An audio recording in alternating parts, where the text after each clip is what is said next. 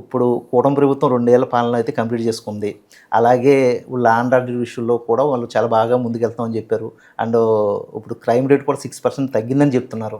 వీటి మీద మీ అభిప్రాయం ఏంటి సార్? లా అండ్ ఆర్డర్ చాలా ఊరికి పరిగెత్తుతూ ఉంది. ఆ! అవతల కురుపాం నుంచి యువతల కుప్పం దాకా లా అండ్ ఆర్డర్ చాలా చాలా బ్రహ్మాండంగా ఉంది. టీవీలో పేపర్లో చెప్పుకోవడానికి. ఇప్పుడు 10 రోజులైంది తునిలో ఒక అమ్మాయి చిన్న బాలిక మిస్ అయ్యి. లా అండ్ ఆర్డర్ ఎంత బాగుంటే 10 రోజుల్లో కూడా కనిపెట్టలేకపోయారు. 23 నెలల క్రితం నంద్యాల జిల్లా మచ్చుమర్రిలో 9 ఏళ్ల బాలికను అత్యాచారం చేసి హత్య చేస్తే ఇప్పటి వరకు శవం దొరకల. 23 నెలలు అయింది. మనం భూప్రపంచంలోనే ఉన్నాంగా.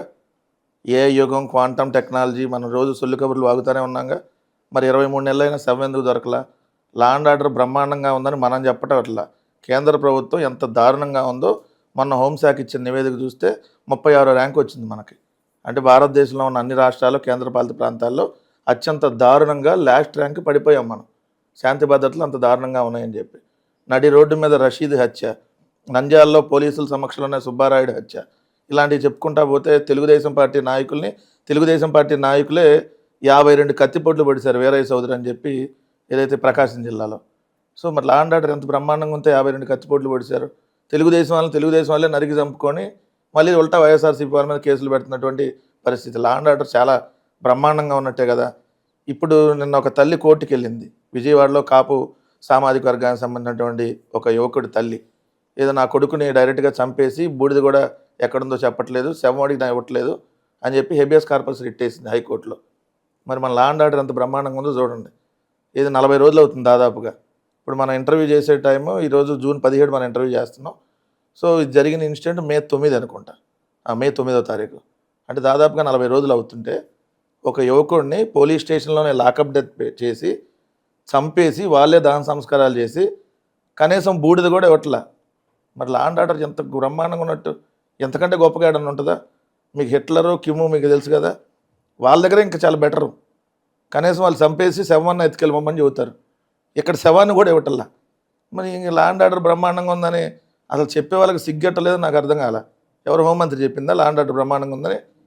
అందుకనైనా తెలుగుదేశం పార్టీకి సంబంధించినటువంటి ఎమ్మెల్యే, తెలుగుదేశం పార్టీకి సంబంధించినటువంటి రాష్ట్ర లీగల్ సెల్ ఉపాధ్యక్షుడిగా పనిచేస్తున్నటువంటి ఈడుపుగంటి శ్రీనివాస్ అని చెప్పి ఏలూరులో ప్రముఖ న్యాయవాది, చింతమనేని ప్రభాకర్ కోసం ఈయన జైలుకు పోయాడు అనే కేసులు పెట్టించుకున్నాడు ఆయన కోసం.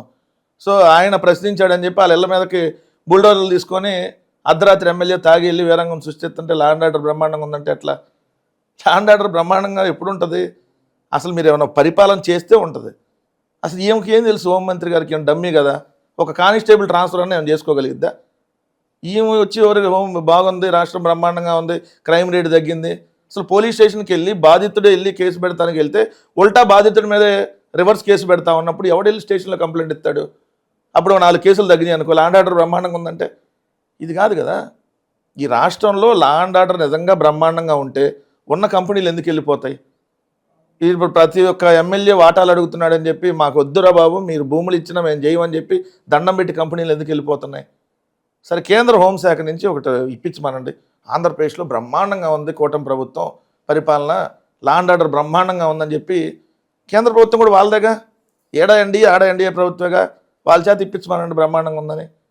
కనీసం అప్పుడన్నా ఉందా లేదని డిస్కషన్ పెడదాం. అత్యంత దారుణంగా ఉంది. ఈరోజు ఇంట్లో నుంచి బయటికి వెళ్తే ఆంధ్రప్రదేశ్ రాష్ట్రంలో మళ్ళీ సేఫ్గా తిరిగి వస్తాడన్న గ్యారంటీ ఎవ్వరికీ లేదు. అది తెలుగుదేశం వాళ్ళకు కూడా లేదు. మీరు అబ్జర్వ్ చేయండి.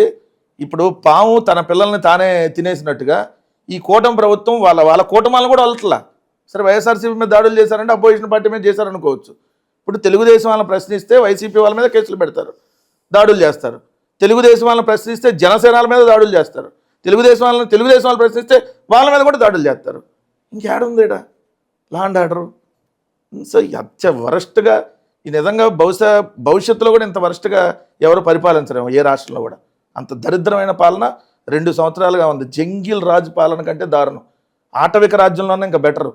డైరెక్ట్గా పోలీసులు చూస్తూ ఉంటే 7 గంటల పాటు అంబటి రాంబాబు గారి ఇంటి మీద ఏదైతే వీరంగం సృష్టించి గంజాయి బ్యాచ్ తెలుగుదేశం ఎమ్మెల్యే మొగుడు వెళ్ళిపోయి అంతా ఇల్లు అంతా మొత్తం ఆఫీసులన్నీ బగలగొట్టి చంపేస్తామంటుంటే, అదేవిధంగా మాజీ మంత్రి జోగి రమేష్ గారి ఇంటి మీదకి పెట్రోల్ బాంబులు తీసుకొని వెళ్తుంటే, అన్ని డ్రోనులతో విజువల్ తీస్తూ ఉంటుంటే, అదేవిధంగా నెల్లూరులో ప్రసన్న కుమార్ రెడ్డి గారి ఇంటిని మొత్తం ధ్వంసం చేసేస్తే లా అండ్ ఆర్డర్ బాగుందంటే ఎవడన్నా కడుపుకు అన్నం తినేవాడు ఎవడన్నా ఆంధ్రప్రదేశ్లో ఈ 2 సంవత్సరాల్లో లా అండ్ ఆర్డర్ బాగుందంటే అంటే ఇంక వాళ్ళు ఇంకేం తింటున్నారో మనం ఇంక వాళ్ళ విజ్ఞతగా వదిలేయాలి.